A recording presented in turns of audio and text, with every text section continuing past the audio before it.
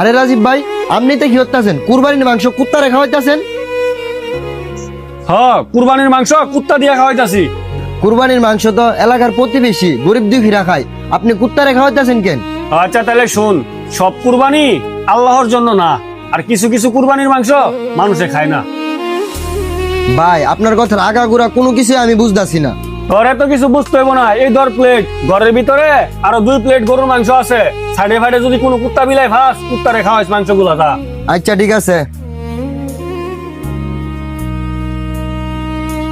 আরে ভাই কি যে কন, আমি নিজেই তো বড় বড় 2টা গরু কুরবানি দিছি 5 লাখ টাকা দিয়া।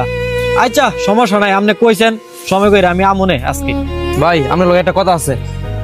কি কবি ক। ভাই আপনি যে বলছেন রাজীব ভাইয়ের বাড়ির মাংস দিয়েতে, আমি তো দিয়েছি। জানেন রাজীব ভাই মাংস দিয়ে কি করছে? কি আর করবো, গরিব মানুষ মনে হয় দেওয়ার সাথে সাথে রান্না করে খাইয়া লাইছি। ভাই হ্যাঁ, আমরা কুরবানির মাংস কুত্তারে দিয়ে খাওয়াইতেছে। কি কি কইলি তুই এটা? হ ভাই, আপনার কুরবানির মাংস কুত্তারে দিয়ে খাওয়াইতেছে। হকিনের পোলার এত বড় সাহস, আমার দেওয়া কুরবানি মাংস কুত্তারে দেখা হইতাছে। চল আমার সাথে। এ রাজীব মিয়া, কই তুমি? কথা কি কানে জানা? তাড়াতাড়ি করতে পারো। তোমার এত বড় সাহস, আমার দেওয়া কুরবানি মাংস তুমি কুত্তারে খাওয়াইছো? উজ্জ্বল ভাই, আপনার কি মনে হয় আপনার দেওয়া কুরবানির মাংস মানুষের খাওয়ার উপযুক্ত? কেরে কি হইছে? আমি তো ইসলামের সব নিয়ম কারণ মাইনে কুরবানি দিছি। আমার কুরবানি মাংস মানুষ খাইতে পারবো না কেরে? আপনার মাংস কেন মানুষে খাইতে পারবো না জানেন? কারণ আপনি সুদ খান, আপনি সুদের ব্যবসা করেন। এই সুদের টাকা দিয়ে কুরবানি দিছেন। সুদের টাকা খাওয়া যেমন হারাম, এই কুরবানির মাংস খাওয়া হারাম। মানলাম ভাই আমি সুদ খাই, কিন্তু আমার তো একটা হালাল ব্যবসা আছে। ওই হালাল ব্যবসা টাকা দিয়ে আমি কুরবানি দিছি, তাইলে আমার কুরবানির মাংস মানুষ খাইতে পারবো না কেরে? আপনার কুরবানির মাংস মানুষ কেন খাইতে পারবে না? আপনি একটু দাঁড়ান, আমি এখনই দেখাইতেছি। এই ধরেন উজ্জ্বল ভাই, এই গ্লাস থেকে আপনি একটু দুধ খান। দুধ? দুধ আমি কি লাগে খামু? তোমার যে প্রশ্ন করছি আগে আমার ওই প্রশ্নের উত্তর দাও।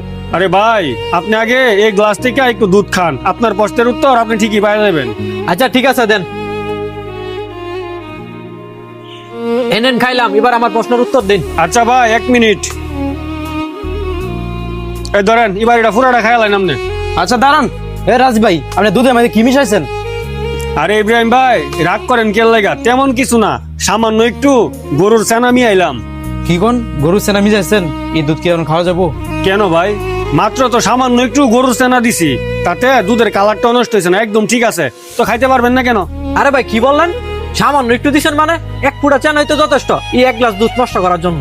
ভাই আপনি ঠিকই বলছেন, 1 ফুটা চেনা যেমন 1 গ্লাস দুধকে নষ্ট করে দিতে পারে, তেমনি আপনার 1 লাখ হালাল টাকার মধ্যে যদি আপনি 1 টাকা হারাম ঢোকান, ওই 1 লাখ টাকাও হারাম।